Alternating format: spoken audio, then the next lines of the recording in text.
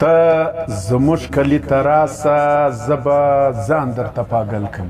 واه واه ته زموږ کلي ته راسه زه به ځان درته پاګل کم. ټول عالم به راته ګوري قدمونه به دې ښکل کم. واه ډېر الله ډېر. قدرمنو لیدونکو، تیمورشاه کمال یم، شاعر او کتاب خپرونه ده. نن بیا یو ځل تاسو ته مخاطب یو. زه تیمورشاه کمال او زما خوږ ملګری پروفیسر فیض شهزاد صاحب او شیر محمد شادمن صاحب، طاهر لیوال صاحب ستاسو په خدمت کې یو. نن د یو نوي کتاب د یوې نوي خپرونې سره ستاسو په خدمت کې یو. قدرمنو، تیرې ویډیوګانې چې تاسو زموږ وکتلې دورانیه به یې څه زیاته وه، خو د فیسبوک د نوي پالیسۍ تحت زموږ ویډیوګانې فیسبوک راکمولې، وخت یې راکماوی او پر 2 حصو یې بیشلې. نو داسې به زموږ د خپرونې تسلسل زلوش کېدی. نو موږ په دې خپرونه کې دا هڅه کوو چې تاسو ته شاعر او کتاب د د کلام او د پیژندګلو په مختصره وخت کې تاسو ته وړاندې کو او خپلې تمهیدي خبرې راکمې کو. نو داسې به تاسو ته شاعر هم متعارفه سي، د کتاب به هم متعارفه سي او زموږ او ستاسو قیمتي وخت به هم نه ضایع کیږي. او قدرمنو، نن زموږ په شاعر او کتاب خپرونه کې که څهره مو نه وای،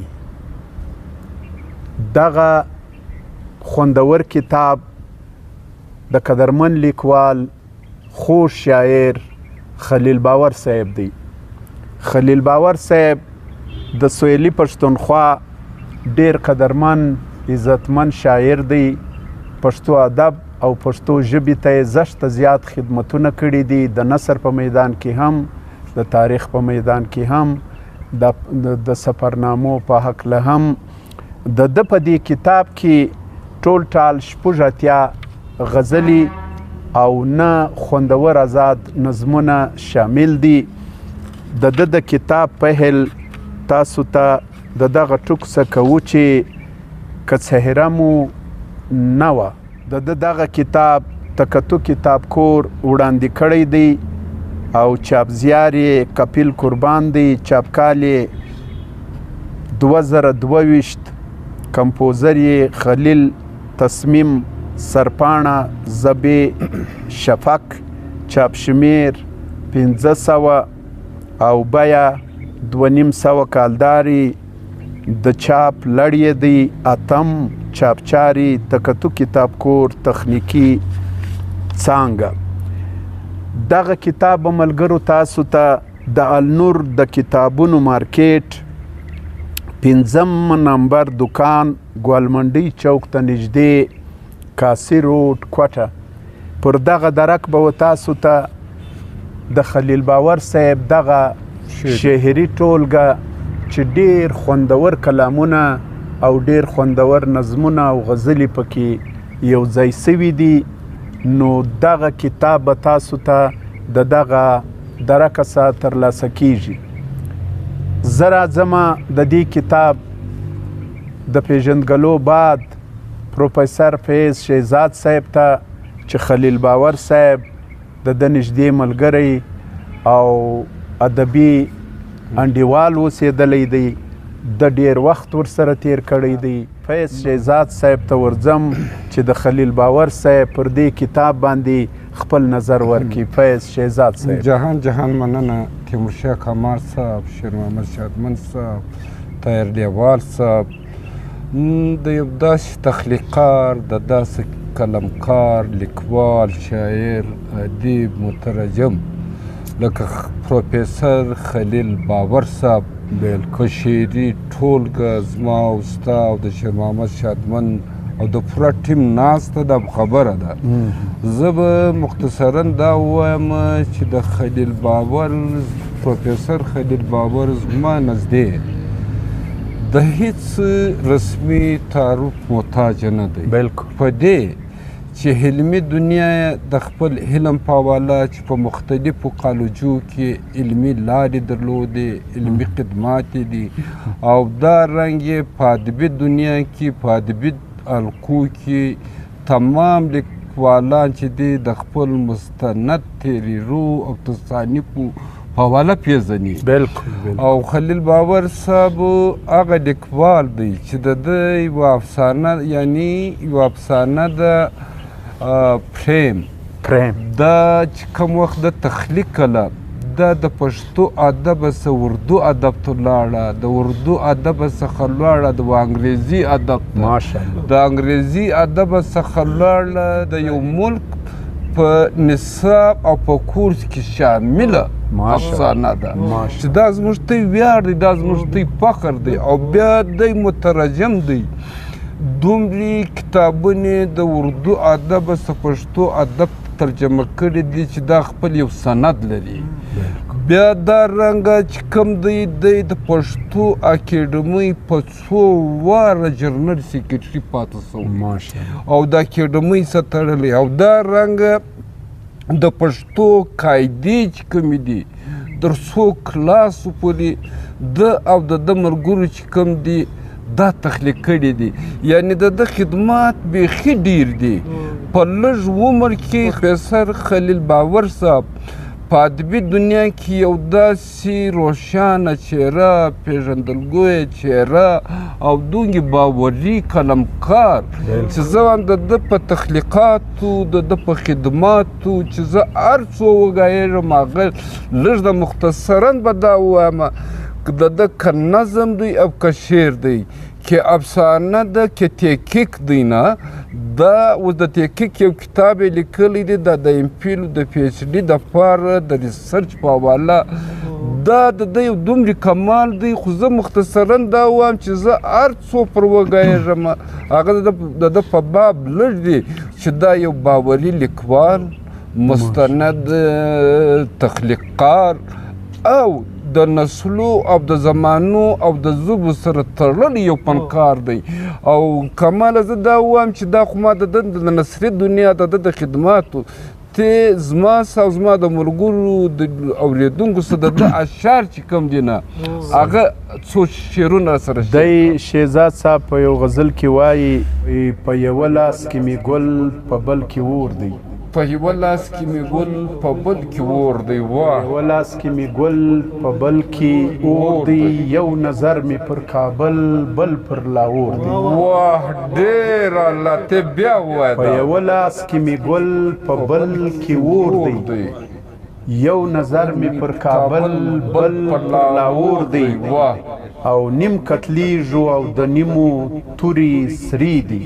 واه، نیم کتلیږو او د نیمو تورې سرې دي، راسه ګوره په تقسیم کې څومره زور دی. واه ډېر الله، ډېر الله. نیم کتلیږو او د نیمو تورې سرې دي، راسه ګوره په تقسیم کې څومره زور دی.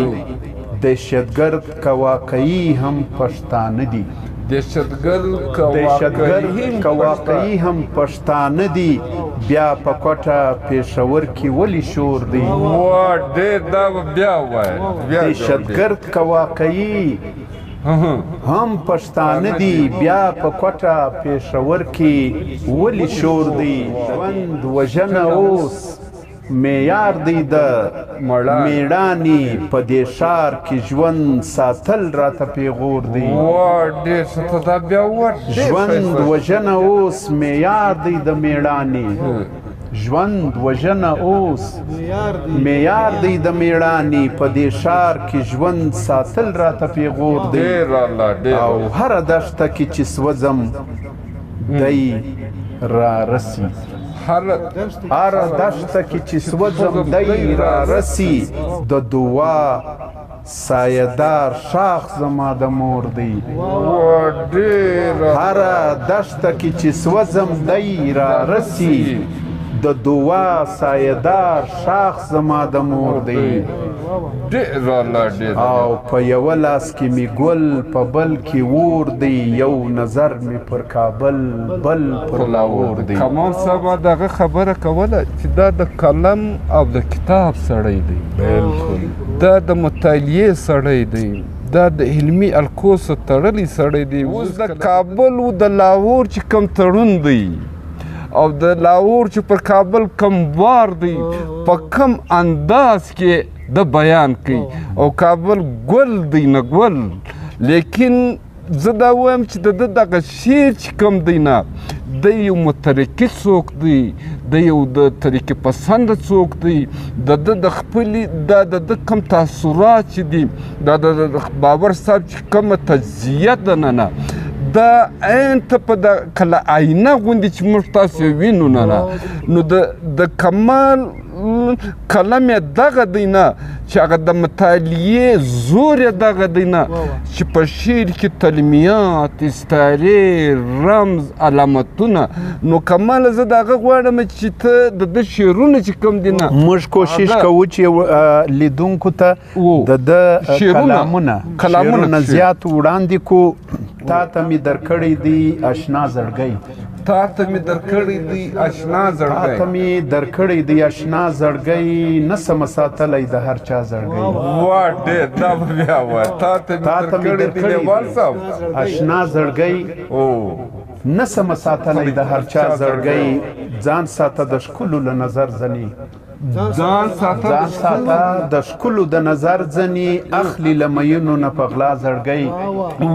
لاړلې اخر د رقیب خواته سوې څومره مې ستومانه کړو د تا زړګی زه وم چې نیولی مې و زړه ورته زه وم چې نیولی مې و زړه ورته زه وم چې نیولی مې و زړه ورته عشق ته نه ټینګېږي د بلا زړګی. زه وم چې نیولی مې و زړه ورته عشق ته نه ټینګېږي د بلا زړګی.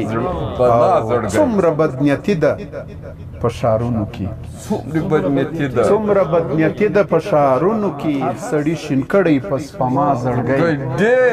کړه یې ساتلې د وفا شمله لوړه یې ساتلې د وفا شمله جار کړي له باور نه په سلا زړګی. ډېر الله بس کمال صاحب دا اوس ګوره نه اوس چې د هر کمال شاعر سي د هر کمال لیکوال سي د هر فکر لیکوال سي زړه په انساني بشر کې زړه وي زړه مرکز دی نه او دا زړه د قلبي وارداتو د پاره دی. مینه د انسان بنیادي ضرورت دی لکه تند لکه وږې دا تره د زړه د قلبي چې کوم وارداتونه دي نه دا خو نو کېږي نه. اوس دا ګوره دی دغه په مطلب کې دی تا ته مې درکړی دی اشنا زړګی تا ته مې درکړی دی اشنا زړګی نه شم ساتلی د هر چا زړګی. یو داسې څوک وي نه چې هغه ته زړه ورکول وي او د کمال کړی چې خپل قلبي واردات یې نه د شعر په ژبه ما ته تا ته و هر چا ته دونګي آیا کړی دی دونګي آیان دی نه او هغه قلبي وارداتونه د لیرې کې ښکاري. زړه خو زړه دی د چا په واک نه دی د چا په اختیار نه دی دا او چې د زړه کوم وارداتونه چې بند سي نه نو بیا خو نو زړه هغه زړه نه دی یعنی دا بل ځای وایي شهزاد صاحب وایي د زړه د ویجاړ غولې ډیوې مړې ښکاره کېدې د زړه د ویجاړ غولې ډیوې مړې ښکاره کېدې د سترګو په ککو کې تاریکې ښکاره کېدې. واه ته دا بیا ووایه د زړه د ویجاړ غولې ډیوې مړې ښکاره کېدې د سترګو په ککو کې تاریکې ښکاره کېدې پر هره ستا د شونډو د سرخۍ مغالطه وه پر هره ستا د شونډو د سرخۍ مغالطه وه کنې د ښکلا سترګو کې نیزې ښکاره کېدې. ډېر الله ډېر الله ته دا بیا وایه قمر صاحب پر هره ستا د شونډو د سرخۍ مغالطه وه پر هره ستا د شونډو د سرخۍ مغالطه وه کنې د ښکلا سترګو کې نیزې ښکاره کېدې پر داسې لارو تلم چې نه د کلي نه د ښار وې په داسې لارو تلم چې نه د کلي چې نه د کلي نه د ښار وې هر لور د خلکو کلي ادیرې ښکاره کېدې اوه دا بیا ووایه پر داسې لارو تلم چې نه د کلي نه د ښار وې پر داسې لارو تلم چې نه د کلي نه د ښار وې هر لور د خلکو کلي ادیرې ښکاره کېدې او په لاره کې مې کښېښودې د سترګو ډیوې بلي په لارو کې مې کښېښودې د سترګو ډیوې بلي د عمر په تاوان هغه لمحې ښکاره کېدې څه زبردست کیفیت ژوندون مې ابراهیم غوندې نمرود په اور سوځلو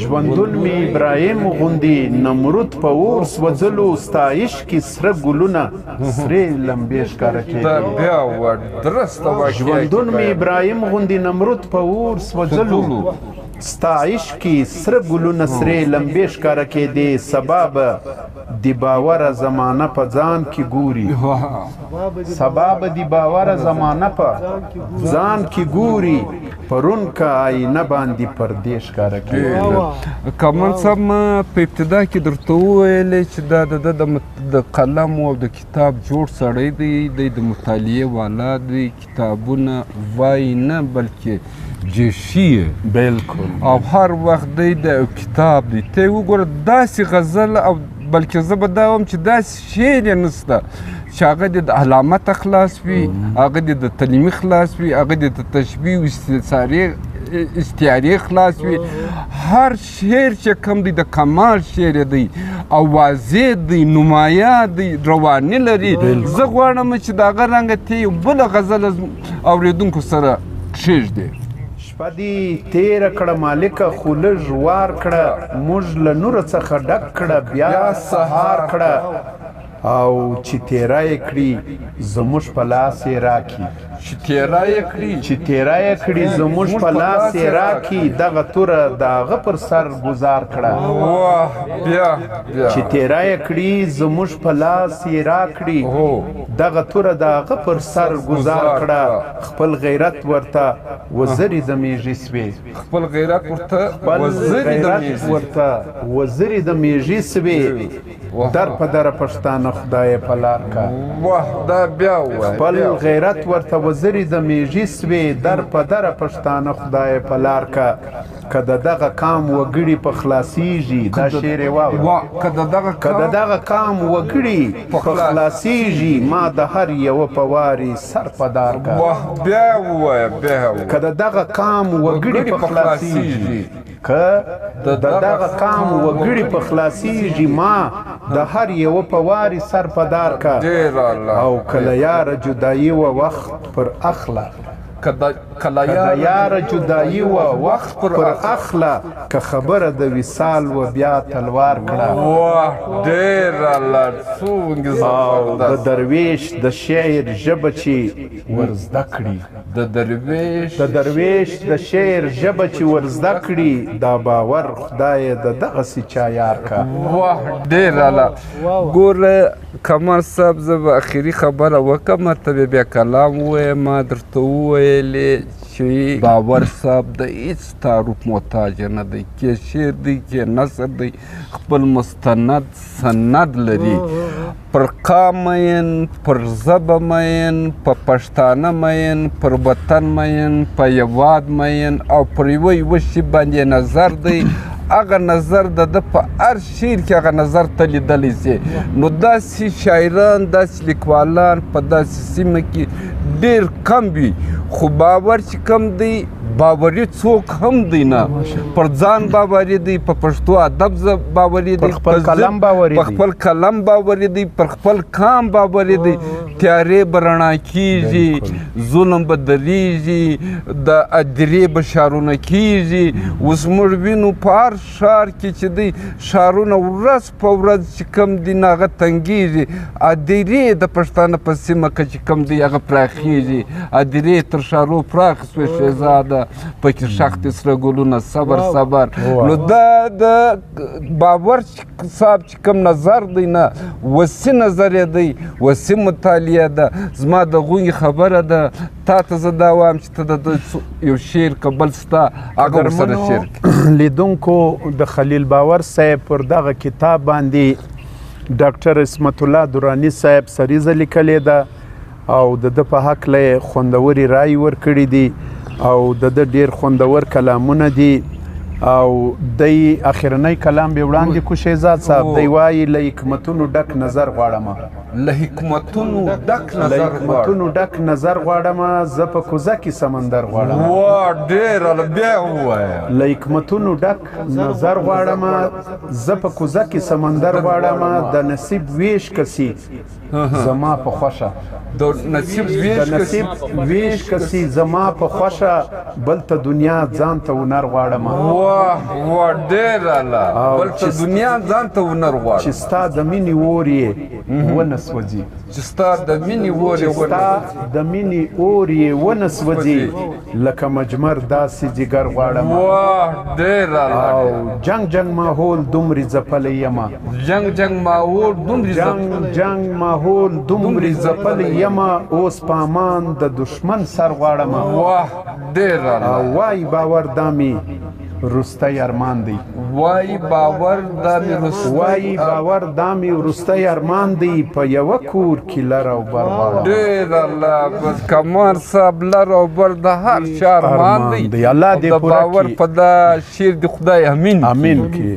قدرمنو لیدونکو د خلیل باور صاحب که څیره مو نه وه دغه خوندور کتاب چې تاسو ته مې پیژندګلو هم وکړه او د ترلاسه کولو درک مو هم درکړي. تاسو دغه خپرونه را سره بدرګه کوي پر ستړي پښتون باندې یې مخ ته شیروئ ملګرو. موږ به تاسو ته اتوار په اتوار یو د سویلي پښتونخوا او د خیبر پښتونخوا لیکوال او شاعران معرفي کوو. د هغوی کتاب به په تاسو پیژنو او تاسو یې را سره شیروئ او په خپلو ملګرو یې شریکوئ. نو ستاسو به ډېره مننه وي. پیاوړي لیکوال پښین به ستاسو منندویه وي چې تاسو له موږ سره په دغه ادبي چوپړ کې کار وکړئ او مخ ته یې را سره شیر کړئ. نو پرم دغه ځای تر بل اتواره زه تیمورشاه کمال، پروفیسر فیض محمد شهزاد صاحب، شیر محمد شادمن صاحب، طاهر لیوال صاحب له تاسو ټولو قدرمنو اجازه غواړو. تر بل اتوارم پر الله سپارم. ژوندي ګړندي او کامیابه اوسئ.